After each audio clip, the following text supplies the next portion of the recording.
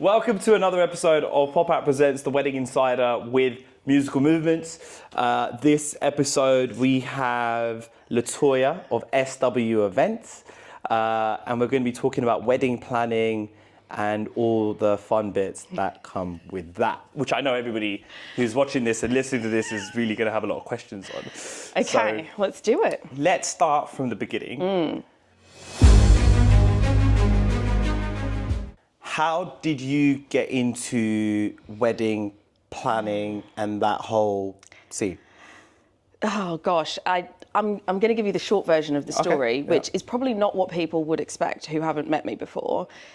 We started because we wanted. Hi, Rocky. He sits on a few interviews. You good? There you go. He's all right. Because we wanted to have a business. We didn't actually start out of like a love of wedding planning. We weren't married yet. We were married already. Okay. Which I'm grateful for because I now know what money can buy. Yes. And we wanted to have a business, so we got this business coach. And eventually he goes, LaToya, I think you're going to need to rock up here with a business idea. And I was like, you're right, fair. Okay. Fair. So we did. And the way that we kind of settled on wedding planning is that we'd gotten married the year before. And then my sister-in-law had gotten married the year prior to that. We got married at a resort in Cancun and had a planner coordinator person that came with it. So our whole experience was relatively stress-free. Yeah. And our wedding was quite low-key in comparison to the stuff that we do now. Yeah. And then my sister-in-law's wedding, she and her partner planned it all themselves. Okay, fine. So they had a very different experience. And so we just basically compared the two experiences. We're like, there's got to be something in this. And then we went and got some actual formal wedding planning training, which we each separately. Oh, so is there like a formal wedding planning training? At the time when we started, there was a course that we each did, but we did it individually because we didn't want to kind of be almost like a crutch for each other where we're sort of deferring to each other the whole time. It was a 5-day course at the Dorchester that was run by another wedding planner. So we did that course with him, and it was really great, and it helped us to at least have a template for how to plan a wedding, because neither of us came from a wedding background. Okay. Yeah.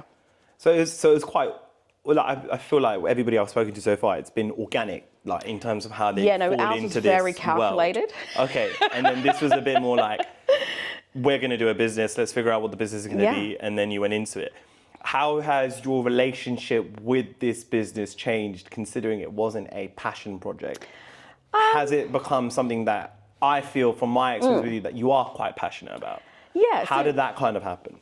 Because I think basically when we started, which was back in 2012, the business has had, this is its second name and it's changing names once more. We're going to get to that. We're going to get to that. So when we first started, neither of us, believe it or not, knew anything about a South Asian wedding. Right. Even though Ajay himself is of a South Asian background. And I'm going to get to that as well, because that's like... He had attended plenty of family weddings, paid zero attention as young men do and young boys do. And he had no interest in it. So we, probably shouldn't tell you this part, we actually didn't have a South Asian wedding. Right. We didn't do the Hindu ceremony, although now he wants to do one. And I'm like, oh, okay, interesting. Well, you know how to plan it, so that's all right. Well, this is it. But now we know too much about what we would want, and having to auction the firstborn child is probably frowned upon to pay for it. Just to pay for it. Yeah. So basically, we had, I'm trying to think where I was going with this. We didn't know anything about South Asian weddings, that's what I was saying. So we ended up speaking to a whole bunch of different priests that were in the market at the time. Okay. We went to their places, we had meetings with them, they took us a little bit through things, and then our first ever client was actually from Google. Wow. And to begin with, we didn't touch friends and family weddings. Okay, because it was just going to be too much. They have too much access. Yeah. I know, they have too much access. Yeah, fair enough. So I'm just like, no. Okay. We're not doing it. And then... Would you do a friends and family wedding now? We've done 2 or 3 at this point. And they've been relatively positive experiences? Yeah, so one of them, in terms of South Asian weddings, we've done one for Ajay's cousin. Okay. Cut the most crazy deal. But the point was they needed a little bit of extra support. So we helped with that. And then we attended it, and then people from our team actually coordinated it on the day. Fine. Okay, cool. So they paid essentially to cover the cost of it. Yeah. So, and that's the other thing with doing friends and family is that there is like a bit of a a haircut that you take on the old pricing because it's friends and family, Yeah, isn't it? for sure. So, Yeah. And then we've done not two non-South Asian ones, which was a friend and my sister. I tried to get out my sister's one, but my mum said I couldn't do that. Yeah, obviously. Yeah, but that's fair though, right? Like you're in the industry. I'm like, Mum, please. No, but it's like, imagine if your like brother or sister was a dentist Yeah. and then you went to somebody else, it'd be weird. So it's the same thing. Yeah, but at the same time, it's my older sister, and she's very like, yeah, so I'll just leave that with you, and she'll run. Yeah. Like, so she'll literally just dump stuff like and be like, thanks, bye, and I'm like, And then you'll just fine. start dealing with yeah, it. Yeah, exactly, exactly. She does the older sister routine there.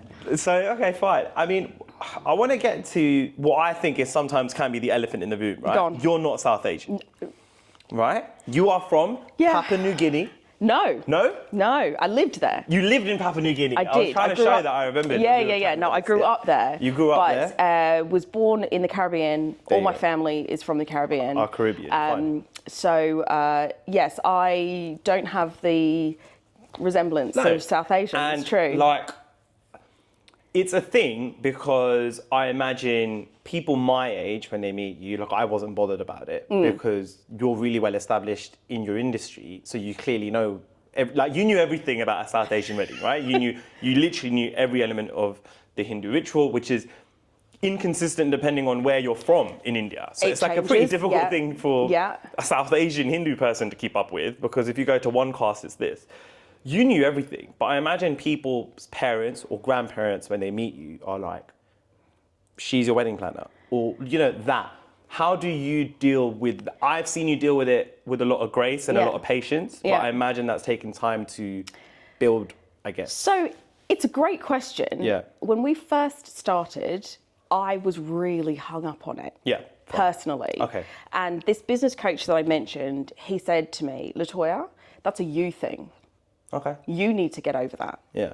So then what we did is, as I mentioned, we tried to learn a lot about what we were now going to be going into, because my background was in IT, process, governance type stuff. Ajay's was in hospitality and bar management. So the goal was to kind of gain the knowledge and the experience of it. So nowadays when people meet us, it's not a thing. It's not a thing at all. And actually, probably for the first year or two, it was my thing. And I realized that actually the moment people realize that you can kind of attempt to at least pronounce names and words properly, that you have some idea of what a haldi is or a pithi, and the fact that those two are pretty much the same thing, that you can talk in terms of like a Hindu ceremony or a nikah or something else. Like you understand the differences. The minute you throw a few of these things into the mix in the initial consultation, they immediately They're just at like, ease.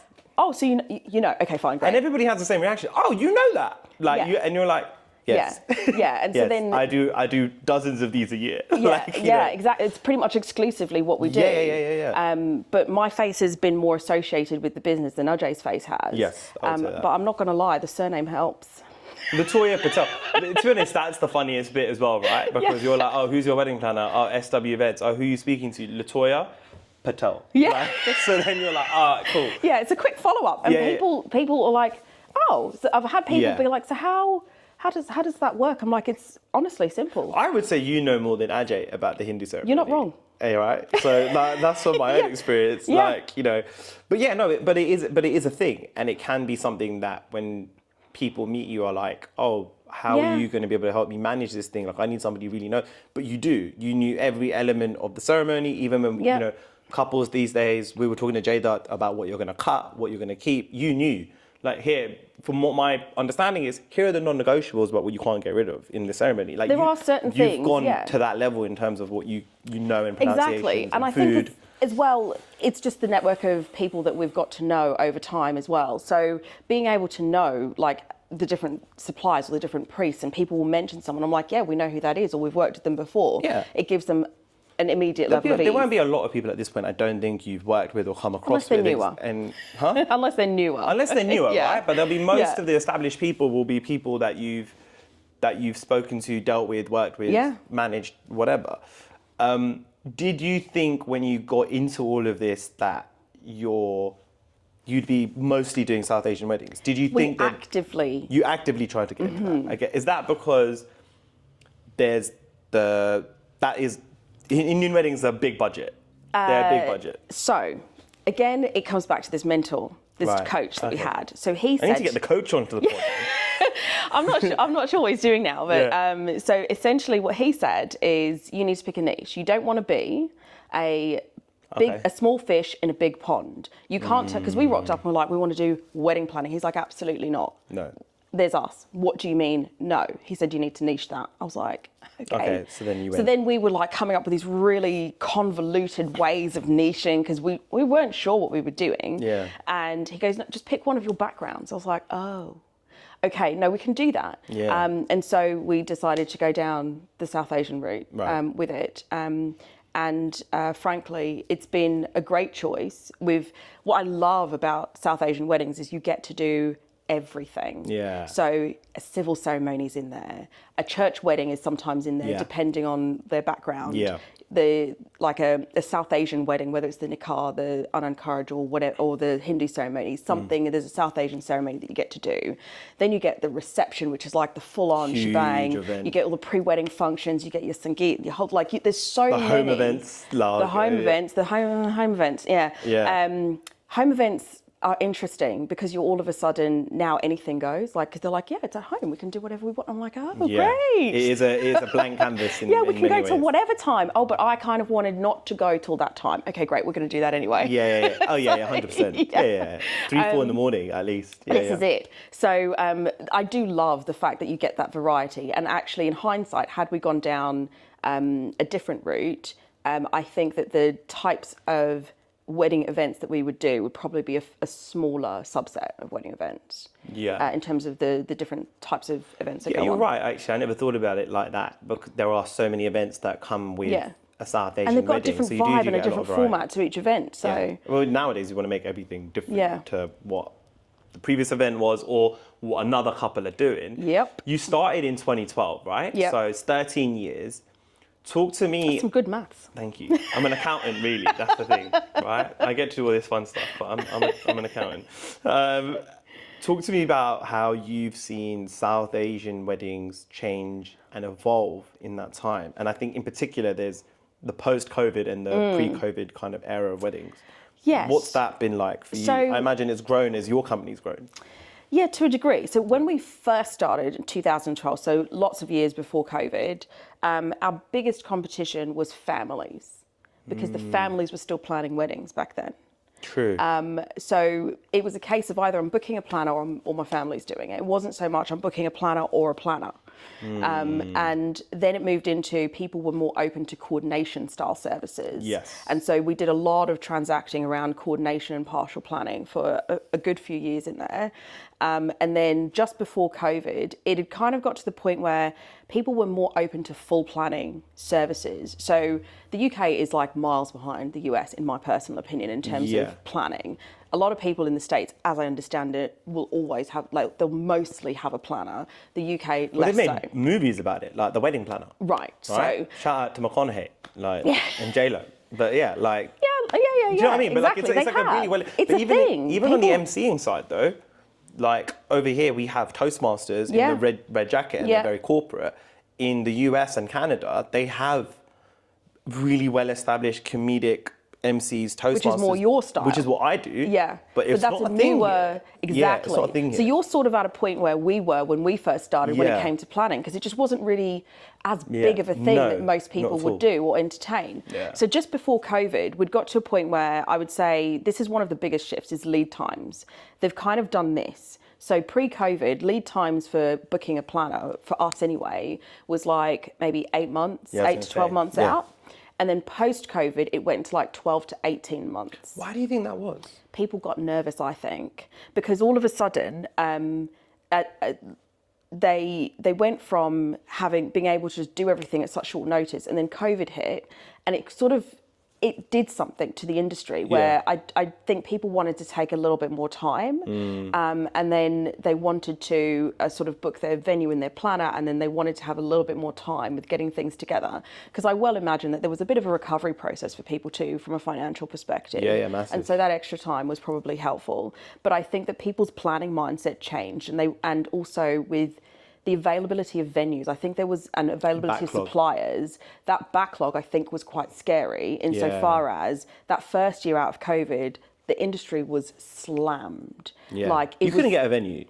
It Like, was I know really people were getting hard married because around there that were time. so many people still in a wave to kind of Yeah. get their things sorted, and people postponed to the year that we opened plus the year after we opened. Wow. In terms of the dates that people chose because they wanted to be certain that things would happen. Well, there was that thing with COVID where it'd come back, it had gone, it'd come back, Yeah. and people who'd delay. I know some people like Shalini, to be fair, Yeah. like her wedding reception and some of her wedding events, hers and Prash's got delayed like 3 times. We're doing a wedding this year where I think their wedding got caught up in Yeah, COVID, and it was they an just awful thought, well, time. forget that, Yeah, we'll yeah. just move on with life, and now they're doing the celebration. Yeah, which is crazy because Yeah. it's been years. But It's like 4 years on. Yeah. So so we've got. I think that changed where people were sort of struggling to maybe be able to secure the exact suppliers or venues that they wanted, and so that lead time extended.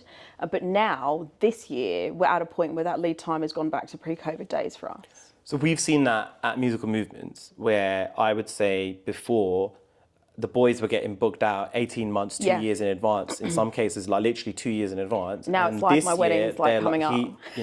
And this year he's like, we're still getting bookings for this summer. Yeah. Like It's wild. on like, but also now I guess another thing that's changed in terms of trends is weddings are no longer a Friday, Saturday, Sunday thing. No, They it's all are- days of the week. Like I'm doing one on a Tuesday. Like We have, and even the destination weddings are turning into weekday things. Yeah. So the next destination we're doing in June is Tuesday, Wednesday, Thursday. Yeah. Well, yeah, which I don't know how I feel about that because I'm like, it's a bit inconsiderate on annual leave, but people are like, whatever, like about it. Which You're away for the week now, so you may as well. no matter what. And to be honest, with the destination wedding, people travel the day before, they stay the day after. Yeah. Yeah, So it's actually worked out quite well for them, and it really is different. But definitely, all days of the week are up for grabs for sure. Right. And I think that with some venues, the pricing differs depending on the day of the week, and so that's really helping people. Yeah, for sure. And I think those are probably the main things. But that's the other thing actually that's really interesting that's coming back. So way back in the day, pre-COVID, we'd probably see more parental involvement. Yeah. And then post-COVID, less parental involvement. yeah. I'm seeing more parental involvement creeping back in. Really? Yeah. That's really interesting. To the point that some inquiries are literally just from a mum or a dad. So we've also seen an element of that. And parents on the Zoom meetings with the couples, it's happening more frequently. Right. That's interesting. Yeah.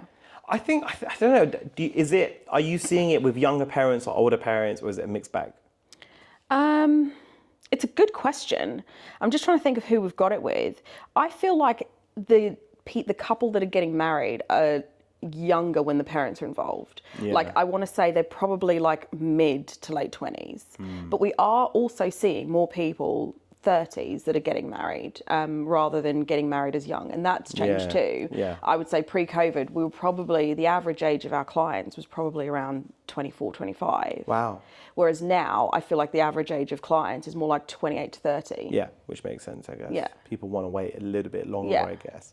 It's really interesting on the parent side, though, because, well, I don't know. I've got loads of mates getting married, and I think it is a mixed bag. But I'm seeing a lot of couples contribute towards their own weddings now as well. We've seen that crop up too. We've got one, they're doing the whole thing. Yeah, there you go. Yeah. So I'm seeing that, which then they obviously get to take a bit more ownership. Some But parents... they do still want to consult their parents, but they'll say to us, we're going to ask our parents' opinions, but we're going to make the final call. So it's not like they're saying they don't want any involvement. They just want the control. Yeah, and I think control's a big thing. Which I think I get it. But what about numbers? Because I think that's a big thing that couples want control on. How have you seen that trend pre-COVID, post-COVID, just from 2012 to now? So I would say originally when we started, numbers were probably a little bit higher, averaging maybe the 300, 250, 300 sort of mark. Yeah. And then as we headed into COVID, the biggest 30. we did... So pre-COVID, like just before COVID, I would say it was probably still hovering around the 250, 300. Okay. The biggest we've personally done was probably about 450, 500 pre-COVID. I've not seen a single inquiry for that kind of number since. For an event or for the wedding and the reception? Okay, fine. Yeah.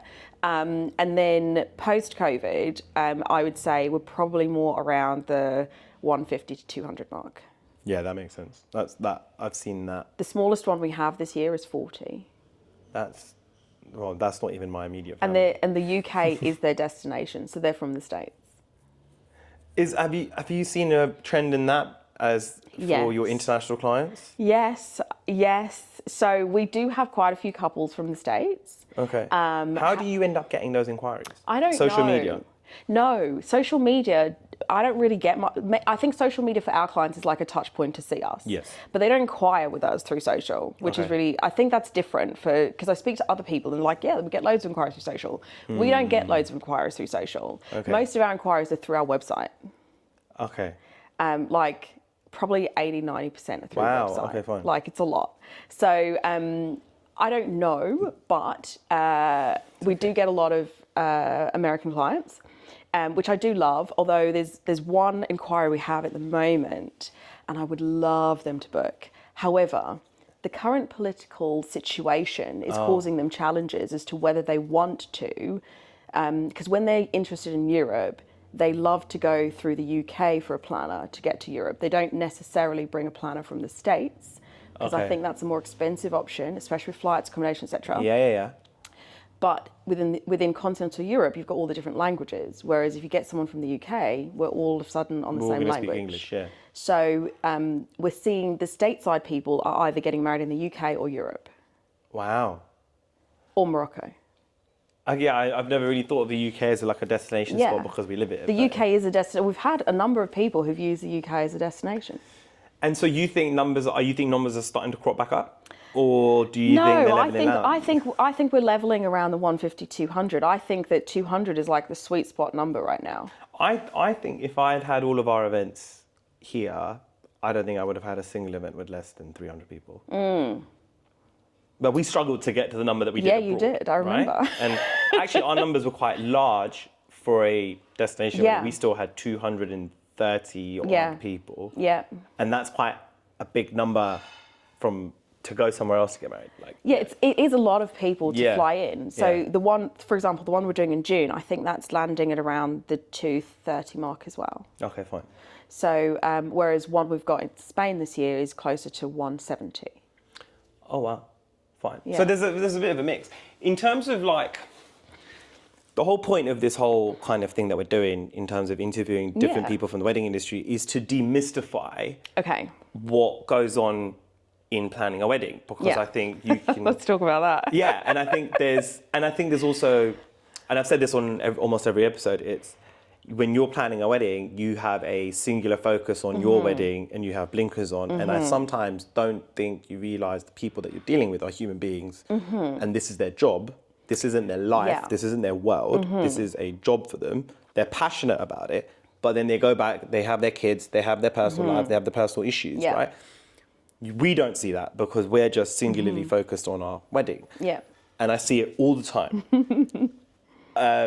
So a part of this is to put a human being behind what you're doing, right?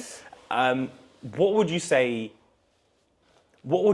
is the biggest challenge when dealing with a couple when you're planning a wedding? Like maybe the biggest thing that's lost in translation, the biggest thing that they haven't really had the foresight on, or they've just like completely misread what goes on into this process? How much things cost. Right, yeah. So what I've learned about, this is my take on weddings. For the couple, a wedding is a social event. Yeah. For a wedding supplier professional, it is work.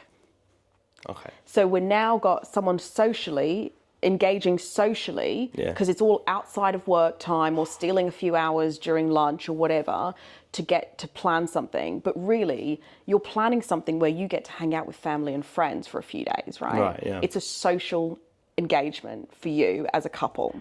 For us as wedding suppliers, this is our work in the same way that your work, daytime work, is recruitment and things like that. Yeah, exactly. Yeah. So I think that is probably the biggest rub and the thing that makes it so tricky within our industry, and even calling it an industry. I remember during COVID days on the news, a wedding professional got interviewed on the news and referred to it as the wedding industry, and people like were up in arms about it being called an industry, and they're like, "You're like," people were really vexed, and it's But like, it's billions of pounds and dollars every year. Yeah, we don't get weddings. upset about talking about the hospitality industry, but that's. But it's a subset, I'd say, of hospitality. I'd say, isn't it? It's like a cousin. Around and about, maybe You know like what I a mean? second cousin, something like that. So I think that's the one starting point, is that I think for couples, because it's all very social for them, I think it's very difficult for them to sometimes grip the fact that they're talking to people whose job it is to do stuff. So the respect for people's time is very interesting of a topic. And the more suppliers I speak to, just this year generally, this is a topic that's coming up amongst the supplier base. So what do you mean by that? Do you mean couples talking to you during unsocial hours? Yeah, so for example, I was speaking to someone the other day in the industry, and he was telling me, so he is in DJing production, he was telling me that he's got people ringing him at like 10 o'clock at night. It's actually not okay. No, it's not. It's not okay, but it's social for you. So as soon as you're out of work as a couple, you're like, oh, great, I'm going to start working on my wedding planning.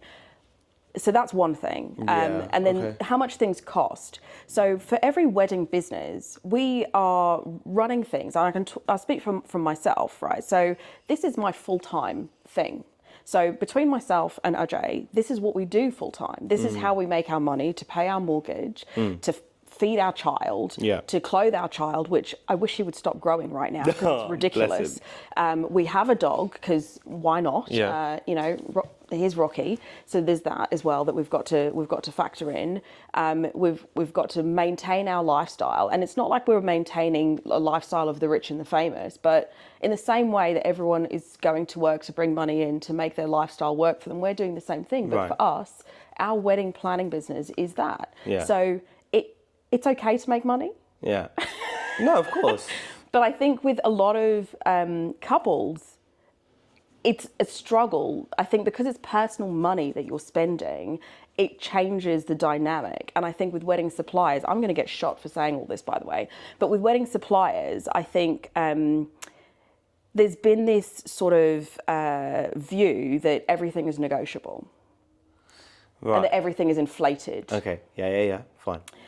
But it's not necessarily inflated. Now, if you're a supplier that has a warehouse, you've got business rates to pay, you've got staff to pay, you've got, we had that conversation with Sid, and I was like, what's the biggest cost that expensive. People underestimate, like about decor and production? And he went, all of the things you see at your event, I have it in a warehouse for the most part, and I'm paying either rent or I'm paying mortgage on having that warehouse. Correct. And the other big point that he raised was, people who have their weddings and receptions on the same day, and I have a 3-hour turnaround, how am I supposed to do it in 3 hours? Well, then I have more labourers. Correct. I have more people. So now I'm paying, we're not in India, we're in the UK. Yeah. Everybody's getting paid above minimum wage, above the London living wage, to go do that turnaround. Because they don't want to come out of their house for less, and I get it. And then at midnight, I've got to take everything down. It's so unsociable. Behind the scenes, it is so unsociable. And that's the thing. But I think, particularly for South Asians, I definitely went into our wedding with the viewpoint of everything is negotiable. Everything is negotiable. To an extent, some things may be, but I think it's the fact that, for example, if you want to change something, fine. But I feel like 2025, there is a new era of supplier, sort of, where the line is for suppliers coming through this year, in conversations that I've been having with suppliers. And I think from our perspective as well, like, I don't think everything is going to remain as negotiable as it has been, because people want to also have a life. And in order to do that, and in order to keep a team, and in order to keep what you've got going on, you've got to be able to charge in a way that is sustainable. But I think the rub is the fact that it's people's personal spend on a social engagement, and we're running businesses. So those two things, I think, are always going to be rubbing against each other. I think that's really interesting. So for people listening, is the fact that you're not just dealing with a human being who's doing a social event. It's a business. This is how they pay their bills. Yeah. So be a bit more mindful of the fact of the approach. Come in with a little bit more respect or mutual understanding of this is, like you just said, this is how you pay your mortgage. It is. So Otherwise, I'm not here. So there's that. But I think budget is the biggest single thing that people struggle with because they don't know how much things cost. And they are surprised by the costs. I think... Why has the cost of weddings gone up so much? And I have a vague idea, but why has it gone up so much in the last 5 years? I think everything in the world in the last 5 years has gone up. Yeah. We've got 2 or 3 wars happening globally. Yeah, we've had COVID. We've left the EU. All of that. We've not really had a single year since COVID where we've not had a world issue gone on that does affect supply chains or life. Yeah. So that is a big part of it. It is a big part of it. So if you take flowers, for example, so this is me, so as a planner, I get to learn a little bit about everything, right? So, but if you take flowers, they pretty much all come in from the Netherlands, from Holland. So at that point, you leave the EU, the cost of getting the things into the country is going to go up. Yeah. Done. The cost of labour, when we did Brexit, a lot of people left the UK, and so the cost of labour changed as well as the availability of labour has changed. So that's having an impact. It's also the fact that the cost of living for everyone has gone up. Yeah. So from a supplier perspective, we can't all keep our prices at the levels that you saw pre-COVID because the cost to survive, electricity's gone up, everything's gone up. In the same way it's affecting the couples, it's affecting us too. Yeah. So everything has changed, and the reason it's such a rub is because it's personal spend. Yeah. If you think about a corporate, they don't bat an eyelid half the time at what they're spending. They're like, we've got this budget. If we really want it, we'll pay for it. Yeah.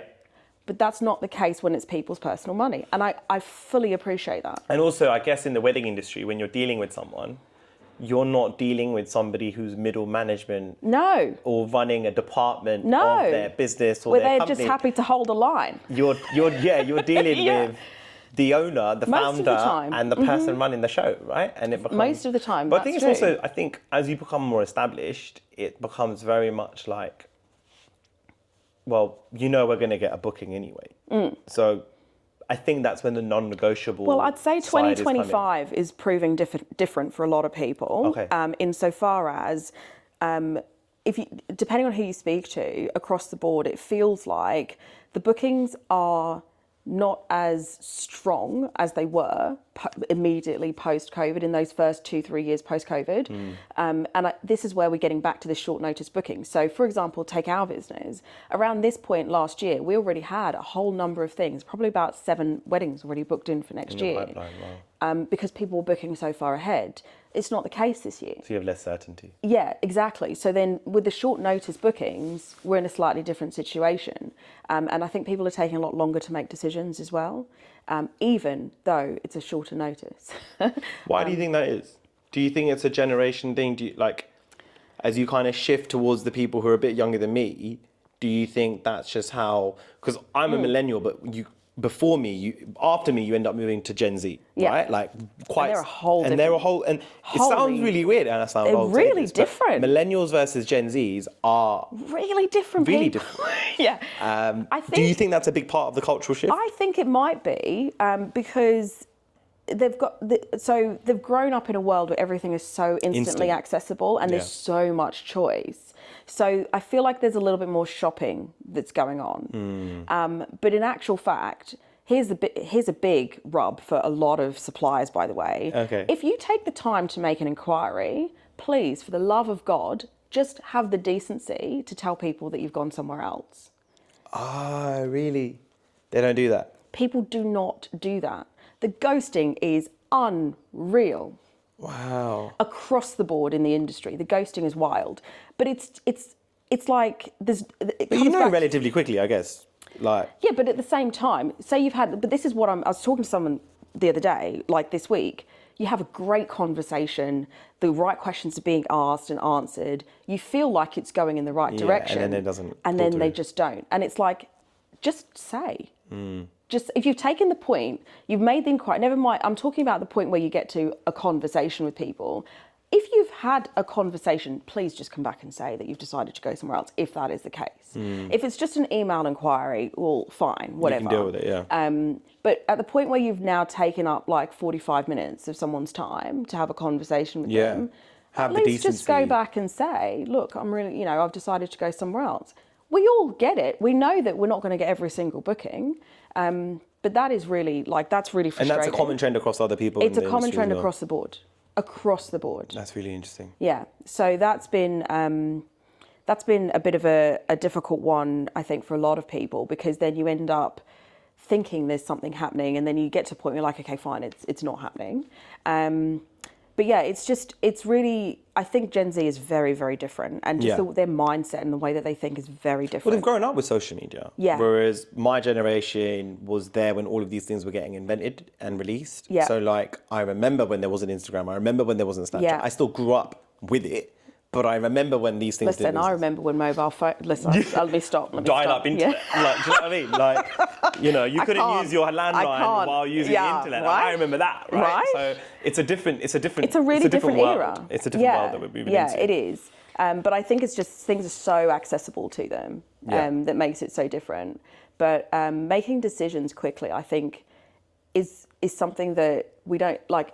From a planner's perspective, there are some couples we work with who really struggle to make a decision quickly, and they need to deliberate for much longer. And the thing that happens is that behind the scenes, I'm trying to get the supplier to hold on. Yeah. Because they're like, LaToya, what's happening? And I'm like, well, we're going to come back to you on that.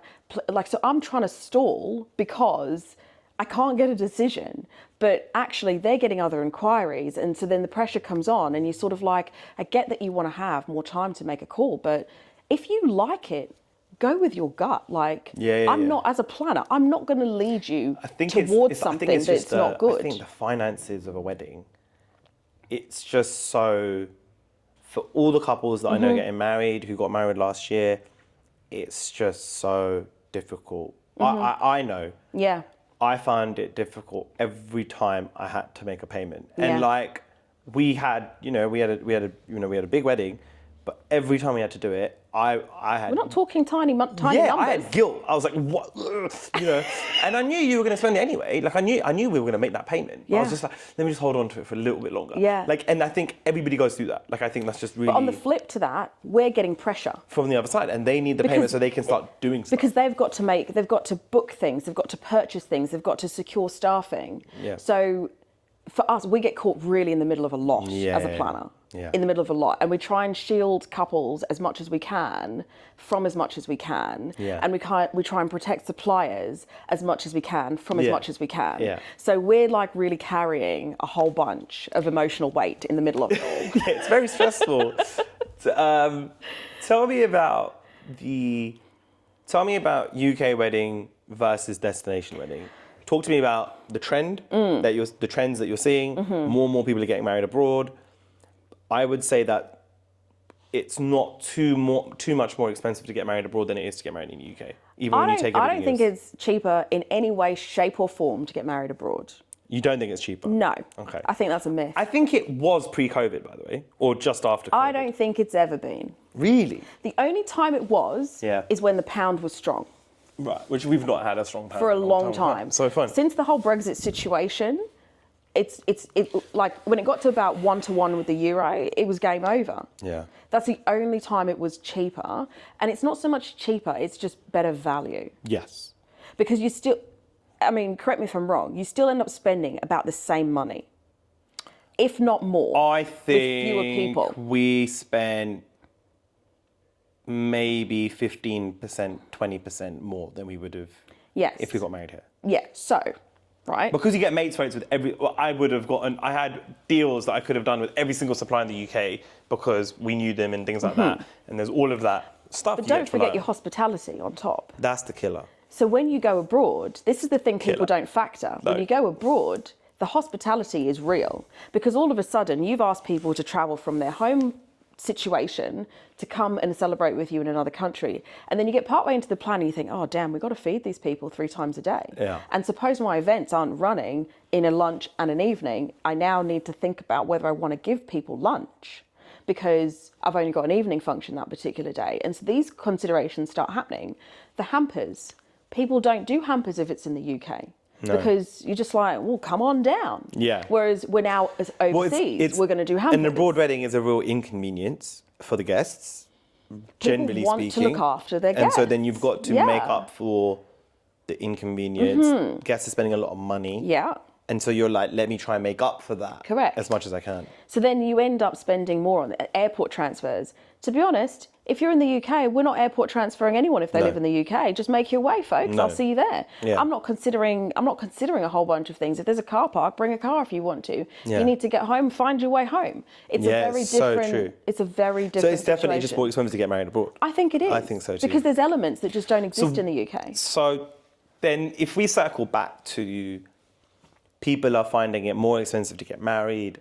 People are being a bit more like, there's that, it's my personal spend, it's hospitality, all of that. Why is there a upwards trend of more and more people getting married in Europe and abroad? Because they can keep their guest numbers lower. Let's be honest. Yes. Yeah, true. It's true. Because I think the guest number thing, like your guest numbers is the biggest single impact on your budget. Yeah. You cut 50 guests, you are cutting out a whole bunch of spend, especially if you think about the multiple events you're hosting. So all of a sudden, that's 50 less guests on event 1, event 2, event 3. Yeah. That's 150 fewer people you're feeding. Yeah. It's big. It's huge. It's big. Yeah. And let's face it, catering costs are not what they used to be. No. Drinks costs, not what they used to be. No. So but it's equally, it's the easiest way to reduce your budget and the hardest way to reduce your budget, because it's really hard to get a guest list down. But everything you're saving from reducing guest numbers, you end up spending on enhancing the guest experience. But people also, I think, want the weather. They want to travel. Yeah. They want to have that sort of everyone's all together. There's a different vibe with a destination wedding compared to if you're doing a multi-day in the UK even. It's I don't know, people are around each other all the time, and they're on holiday mode as well, like all of your guests. So you're just chilling and having fun pretty much from the time you wake up to the time you go to bed. Yeah. Whereas in the UK, you're transporting things back and forth to and from home, or you're moving places or whatever. It's different. Yeah. So I think people really love that energy that's around a destination. Yeah, I agree. I mean, we're going to a few, and the highlight isn't necessarily even the wedding events. No. It's the time around the wedding. Yeah. When I talk to people about some of the highlights of ours, it was the after parties. Yeah, probably the pool party. And the pool party. And actually, there was just one evening post our wedding where, it was day 3, and we'd finished the wedding, and everybody'd eaten by 8:00, and everybody was just playing games. Yeah. Nobody was even hardly drinking. Yeah. It was like maybe a couple of beers and a glass of wine. Yeah. Everybody was just playing games. Energy. And it was fun. Yeah. What are the top 3 things off the top of your head a couple should know about having a destination wedding that you don't think they already have taken into consideration? So I've mentioned the hospitality side of it. So it's the hidden costs of transfers and things, and lunches, breakfast, lunch and dinner. And hidden cost around production, because everyone wants to do their events outdoors. Right. And what they don't consider is, if you do outdoors in the night, you need extra lighting. Whereas you don't think about that, and it's such it's a non-tangible, and they don't think about the fact that now all of a sudden you need to light pathways, or you need to light whole settings, or you may need to think of a wet weather plan for the places that you're doing outdoors. So I'd say the outdoor planning is one of the things that can add in a cost. Yeah. But there's that. The second thing is the time scales on getting things done. Okay. So every destination wedding we've ever done, the response times from suppliers is slower, generally. So is that a European thing, you'd say, like culturally? No, I think it's everywhere. So I'm basing this on the fact that we've done countries in Europe, we've done Sri Lanka, we've done Morocco. It's the same. Wow. It's the same. The speed of the response is very different. And equally, understanding when the busy season is in those countries makes a huge difference on your life. Okay. Because if you back end all of your planning and then you end up inside of their peak season, you're struggling to get information and everything becomes really pressured because all of a sudden they're out delivering. I think when you're in the UK, you appreciate more that summer is the peak. And so you understand more as a couple that if you leave all of your planning to summer, you're going to struggle a little bit to get responses. But people don't factor that in when they go overseas because the peak seasons are slightly different in different countries. So like July and August in Europe, no one's getting married in July and August because it's blooming hot. It's too hot. So but then for Indians, for South Asians, you historically predominantly got married June, July, August. Yeah, so in the UK, July and August is like, yes, let's do it, or get more guarantee. July, August is like baking in European countries. Europe, So all of a sudden, their peak is more like April, May, June, and that's when you're trying to do your planning. So your response times, trying to get things out of them, April, May, June, is really hard. It's true. So that, I would say, making decisions sooner than later, not tail-ending everything, will take the pressure off. But you feel like you've got all this time. Yeah. But that's one of the things. How long do you think is ideal for a couple to take to plan a UK wedding versus a destination wedding? I have a number in my head. I think you could get away with doing a UK wedding in 6 months. I'm talking tight timelines. Like the minimum. Like I would never do less than 6, right? You've done 4 weeks. That's crazy. It is wild. Was she pregnant? No. Okay, then I don't know why you do that. But yeah, fine. It is, so if you go short time scales, you have to make decisions at lightning speed. That is the difference. I would say minimum, I say this, we did a 5-day destination wedding in 5 months. Like I don't know what the minimum is. And I think because I tell people 18 months. So 18 months. I think is ideal. But you know what happens though? You give someone 18 months, they're going to plan it in 4 at the end. Yeah. That's what happens, is because they'll go, I've got so much time. Okay, so when we did it, we got engaged in March and we got married the following October. Yep. So we literally, and I'd done it that way and I knew we were going to roughly do that 18 months. Yeah. We started looking at hotels in April and a lot of the hotels we wanted were already gone for October. Do you remember? Like we were looking at, a lot of them were also available and we could have worked it out, X, Y, and Z. But generally speaking, a lot of hotels were also gone. 12 months for booking a venue is minimum.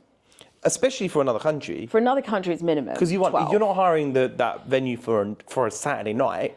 It could be any Saturday night within this period. It's a few days. It's 3-4 days. Block something. Yeah, and sometimes you're trying to do a buyout. Yeah, exactly. So I would say destination, the venue, minimum 12 months. At which point I would say get your planner at the same time. I'd get the planner before the venue personally. Yeah. And then, and that's not just because I'm a planner. It's because you will benefit from having a planner involved with your negotiations or understanding what things to ask and what have you. For the UK, I would say it's probably 8 to 12 months that you want to be doing it from a venue perspective. 12 months is probably better to get the venue booked in than 8, but you can still get it done. I'm a strong believer that there's never going to be a day that absolutely, this is my view on UK weddings in particular, that absolutely every single supplier is booked on one particular day. It's not going to happen. But you may not get the supplier you want. You'll get a supplier. Okay, fine. But you may not get exactly the one you want.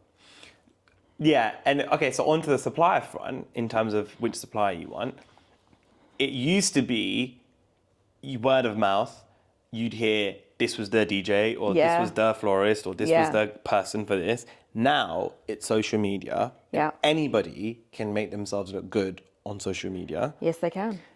Talk to me about that in terms of couples going, oh, I saw this person on Instagram or TikTok and they look amazing. It's hard. I think DJing is a hard one because unless you've experienced their set or you know someone who's experienced their set, you don't really know what you're getting. No. Because you can mix all you want online. Yeah. But whether you can hold a party in a live environment is a very different thing. 4 or 5 hours. Yeah, it's a very different thing. But there must be loads more also wedding planners, wedding coordinators, all of them popping through social media and then somebody going, I want to work with this person, I want to work with... How do you manage a couple's expectations around social media versus reality?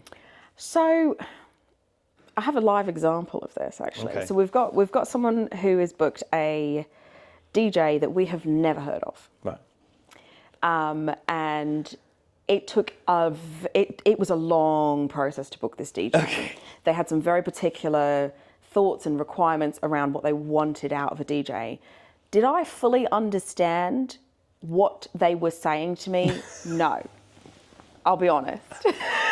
Okay. Because the things they were looking for were not necessarily the priorities for me with a DJ. All right. But for them, priority number 1, number 2, number 3. And I'm like, okay, all I can do is ask the question. And I think you've got to have a conversation with the DJ to see whether or not you feel it's meeting your needs. But what I learned through this one couple is that what they wanted was a DJ that was similar in age to them. That's actually what they wanted. Because they felt they would get the trends and the things. And That they would get them. They would understand the music genres and whatever that they like. Okay. That's what they wanted.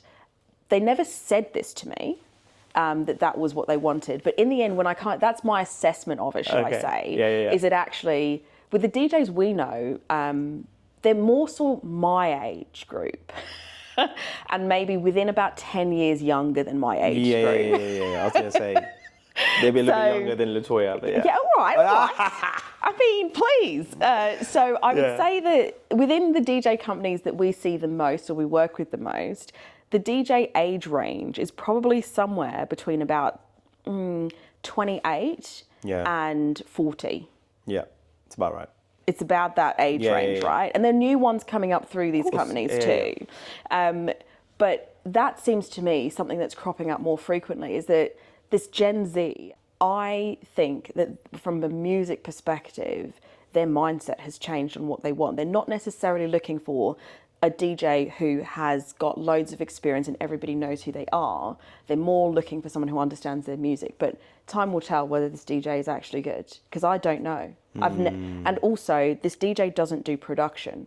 They've got a separate company that's doing their production for them. And so trying to knit the whole thing together really difficult. is actually it's a bit of a challenge. harder than going with somebody where we know the level of what they're going to produce. Because it's not just about the DJ himself or herself, it's actually also about the level of production that they're going to put on. What's the lighting going to be like? What's the stage finish going to be like? How's that dance floor finish going to go? It's become so much more than just a DJ. Yeah, it's the whole Because DJs setup. will do their DJ booth, they've got the lighting, if you want smoke coming out, your dance floor. I don't want my dance floor shifting. I've seen that happen before. God. I don't want my fascias coming off the front of my stage. I've seen that happen before because it's not been done properly.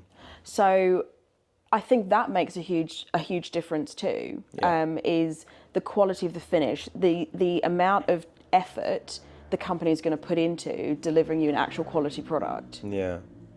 It's interesting because I was just like, you can find some real gems on social media as well. Absolutely. You know, but try it out on your pre-wedding function maybe, like the engagement or something. Yeah. I don't know. Yeah. But it's a really tough one. Like we're quite agnostic with suppliers, so we're not the planners that will be like, you can only use these particular suppliers. No, and you weren't like that with us either. I'm trying to find your personal A-team. Yeah. Regardless of who my personal A-team is, I'm trying to find your personal A-team because it's got to fit with your personality and what you're looking for, your aesthetic, etc.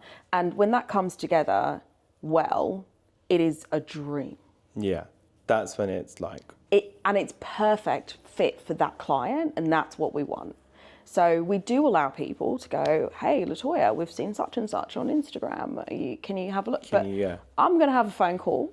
Yeah, and ask them all the right I'm going to questions. assess the situation. Yeah. But equally, as a planner, clients pay us for our actual opinion, which is very different to other suppliers in weddings. No. We get paid for our actual opinion. No, it's true. And I will 100% give it. And I know. There are couples out there who think they don't need a planner or a coordinator. Oh, absolutely. And think they can do the whole thing on their own or lean on families to help them. The trend has been there's less of that. If you would give me your like elevator pitch on this is why, maybe not necessarily you, but why you should get somebody to do the coordination and the planning with you, what would it be? It would be that you don't know what you don't know and you're not expected to. Okay. Whereas someone who's been doing this for a while, I live and breathe it. Yeah. Other planners, coordinators live and breathe it.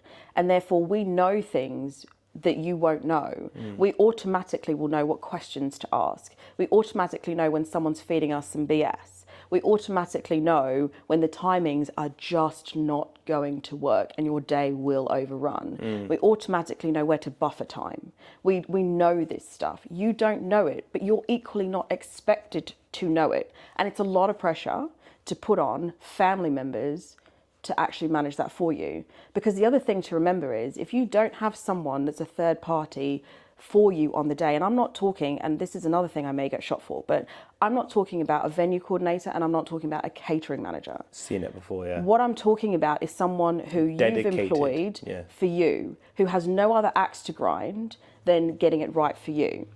They don't have any other responsibilities than getting it right for you in terms of making sure everything comes together.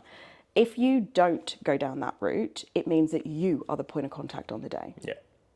So if you would like to have the DJ company calling you up going, sorry, what lighting colour did you want in the end? Do you want to just pop down in the middle of your hair and makeup and have a look at this lighting, or do you want me to just decide to go blue? You've got to answer all the questions. You've got to answer all the You questions. need to go to a level of detail that you don't even realise you need to go to in order for no one to talk to you on the day. Yeah. And that's the thing. And that's what you want. You don't want to be bothered. You want to be able to host and enjoy your event. But when you're planning your own wedding, there are so many smaller details you won't think about. And there are things you won't think about, like sort of making sure supplier 1 and supplier 2 are aware of certain things that are affecting them both. Or if you change something over here, that one knows it as well. Because then you end up on the day and people are looking at each other like, well, what do you want me to do? Yeah, that's true. So there are pitfalls. We've had people who've sized stages wrong. We've had people who've sized walkways wrong. We've had people who've forgotten like a stage for the musicians. We've had all sorts of things, and you're just like, well, okay. And I say this insofar as we've caught it because we've been doing a partial planning service or a type of planning service for them. But if you can't afford it, we also have something for you. Really? Yeah? And what's that? So I think that you should always get professional support. That's my gut feel. And there are different levels of professional support that exist. Yeah. There's the full planning, which is what SW Events does. Yep. Soon to be Milani. Yeah. And we're rebranding. We're rebranding. We're transforming. We're really stepping into what we're doing. Yeah. So we've been doing a lot of newer, bigger stuff, and we're ready to step into that fully. So that's what this is. That's what this whole rebrand is about. So there's a full service. There's also something called a partial planning, which is where you're going to do an element of work and then the planner does an element of work. Yeah. And then there's also something called day of coordination, which, let me tell you, is you are going to plan the whole thing. We're just going to run it on the day. Exactly. That should always be, you are planning it as the couple with advice and guidance, and then someone is coming in on the day to coordinate it. But it also should not be dirt cheap, because that's a lot of work and pressure to put into that. Yeah. And then the final thing is where we have like a virtual consultancy on a monthly basis where you pay like less than 300 quid and you have a monthly virtual touch point and you have access to a bunch of suppliers that we know and trust and love, and you can plan your own wedding yourself. So but get some professional support is what I'm saying. Yeah, I think you have to. And actually what you've just kind of explained is it doesn't have to be the expensive. No. Because some couples you don't have to pay the tens of thousands. Some people just don't have the budget. Some people why don't, not get access to tried and tested suppliers and something that can at least put you in the right direction? Yes. One of the things I wanted to address in this interview was actually... I feel like I'm not going to like this, but No. It's actually, even if you have the full service... Yes. Oh, yes. I think I know where this is going. Is the amount of work Yeah. the couple has to put in. Yeah. And nobody realises the delivery. No.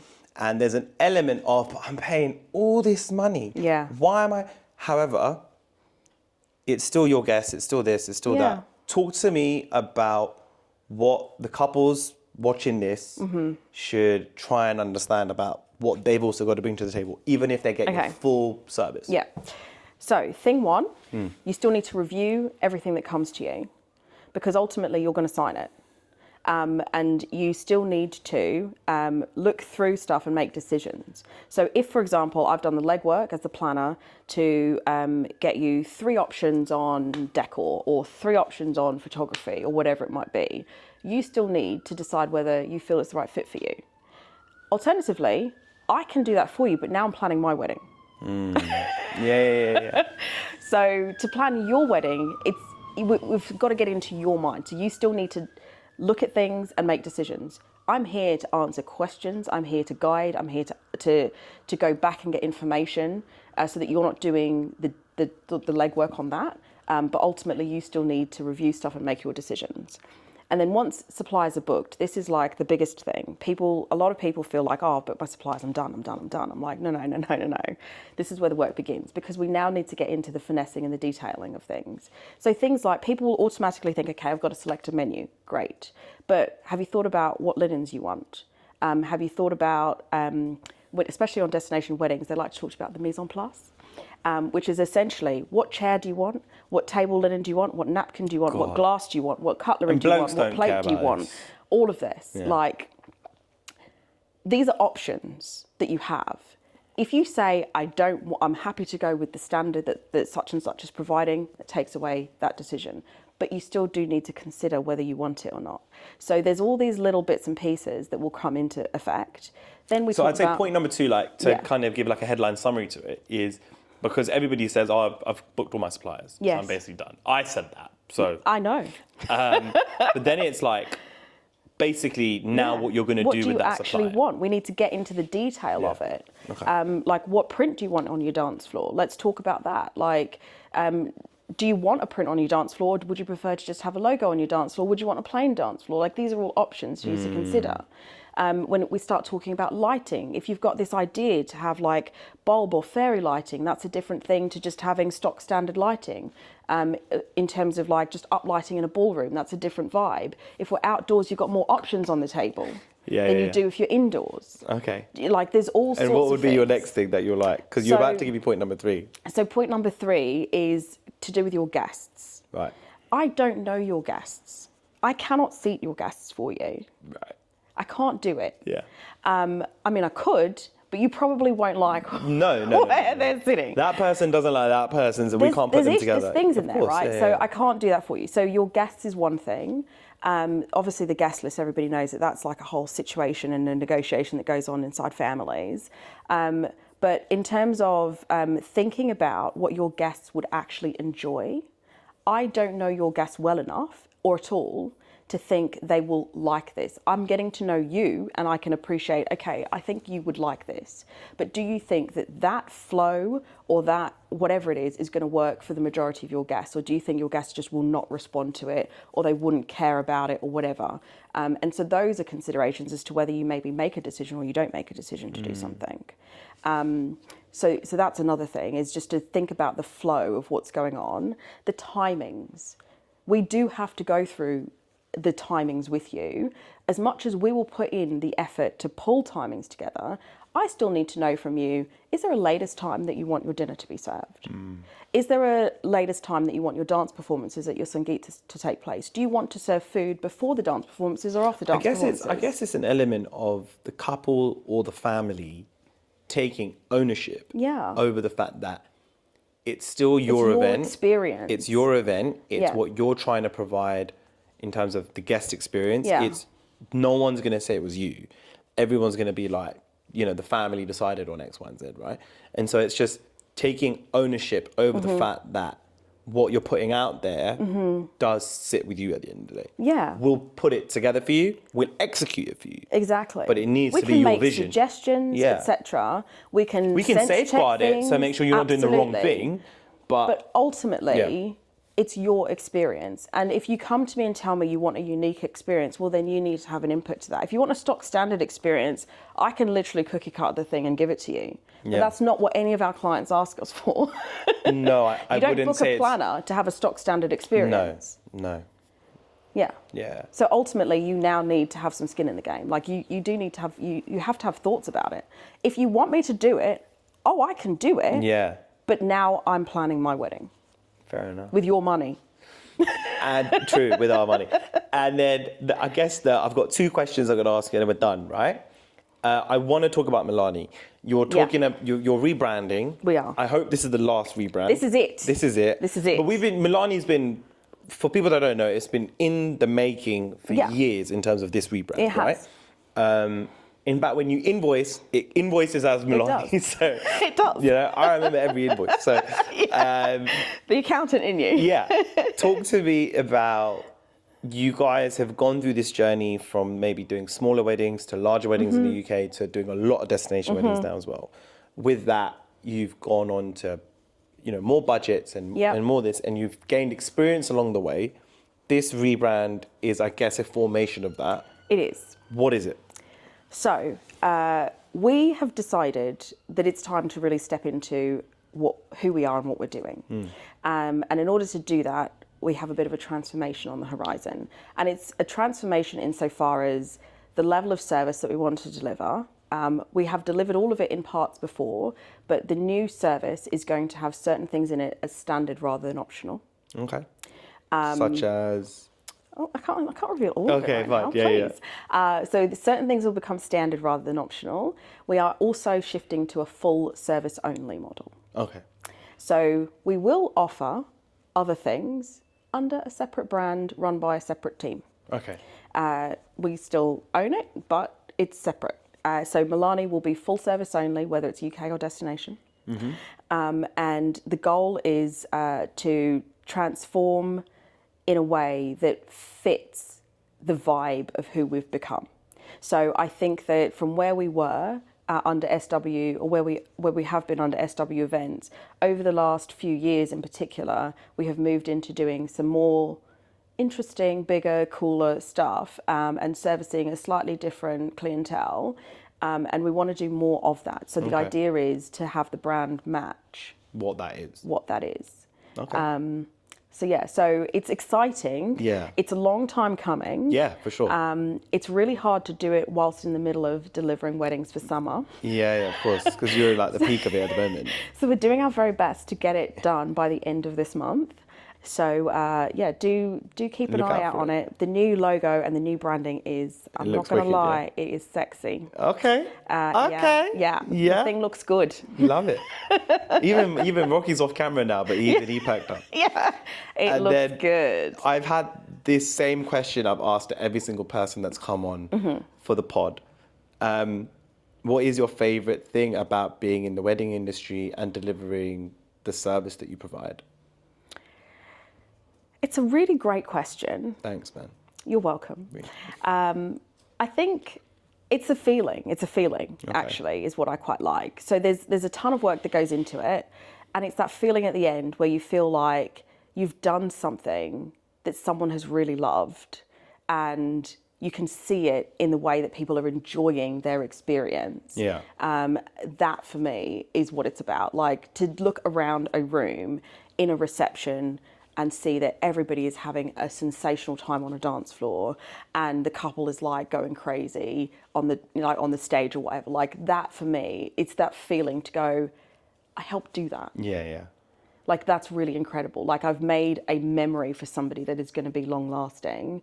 It's a really nice feeling. It's a great feeling. Yeah. And I really do love that. So that's, I think, that kind of thing keeps us going, insofar as, if we were, for example, delivering weddings and people just look really bored to tears, I'd be like, I need to hang up and I'm done. Yeah. But to see people love it, or to see them sit the fruits of your labour. Yeah, see them sit in a ceremony and there's like you can feel the emotion in that space is amazing. Love it. It's a really nice answer. Well done. Thank you. Yeah. Well, look, that's the end of it. So thank you for your time. I really appreciate thank you for having me. I hope everybody enjoys listening to this episode. Obviously, a lot of useful insights. And I really appreciate you coming on. Well, thanks for having me. It's been actually fun. I was really concerned that you were going to ask me something that I would be like, holy moly. Every single person, I don't even mind this being on camera, has said, like, I was nervous because we thought you were just going to do a lot of dumb stuff and say a lot of inappropriate things and just put us in certain situations. And I've not done that to anyone. No, it's been really And I've still great. coaxed a lot of information out of everybody. Yeah. No, it's been fun. It's very relaxed, actually. Thank you. Really, I'm creating you're welcome. I'm creating a relaxed environment. are. That's why I put the dog. That's why Rocky goes in. He disarms everybody. You know? That's it, done. Yeah, it's done. Yeah. Well, thank you, LaToya. I appreciate it. Appreciate it.